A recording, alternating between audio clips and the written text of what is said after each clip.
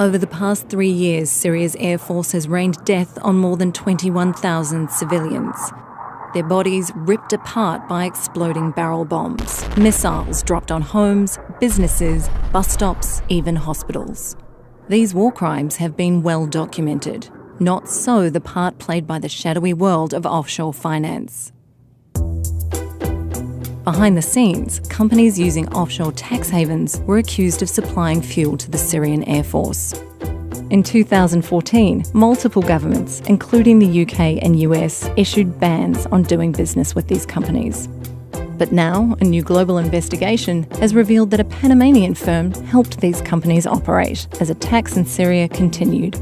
That firm, Mossack Fonseca, is a key player in a sprawling, secretive industry that the world's rich and powerful use to hide assets and skirt rules by setting up front companies in far-flung jurisdictions. More than 300 journalists trawled through millions of leaked records from Mossack Fonseca to expose an alarming list of clients involved in bribery, arms deals, tax evasion, financial fraud, and drug trafficking. Behind the invoices, emails, and paper trails are real victims. In Russia, businessmen kidnapped orphan girls as young as 13, raped them, then sold them to others for sex. After this rape, I was aching all over. I started very much fearing men. I felt as though they wanted only one thing, only sex with me.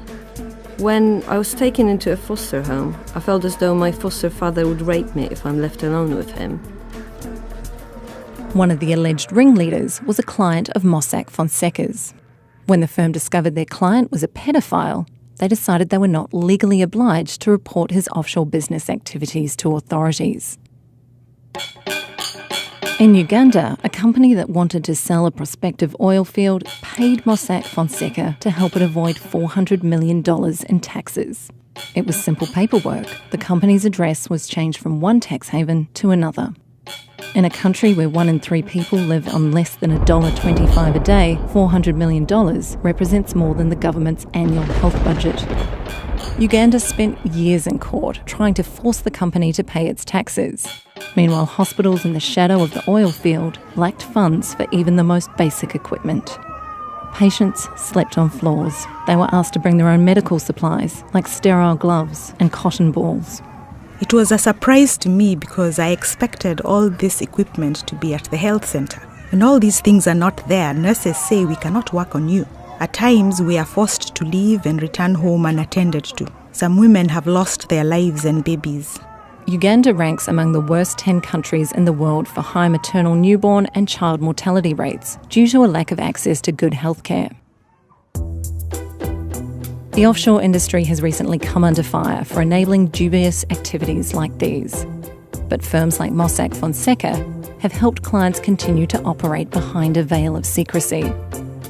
Until this shadowy world is held accountable, international criminals will keep doing business, tax dollars will be dodged, and bombs will continue to fall.